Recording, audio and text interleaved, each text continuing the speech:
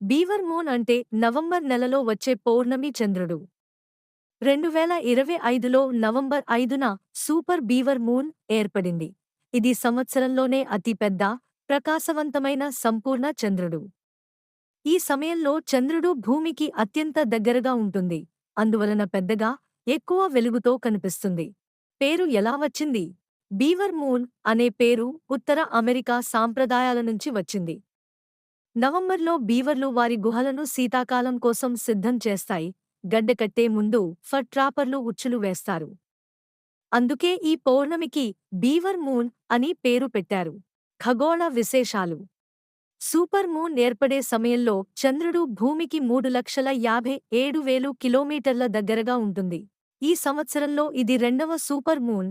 సాధారణ పౌర్ణమి చంద్రుడి కంటే 14% పెద్దగా, 30% ఎక్కువ కాంతితో కనిపిస్తుంది. ఇది భారతదేశంలో సాయంత్రం 6:49 గంటలకు ఎక్కువ వెలుగుతో వెలిగింది.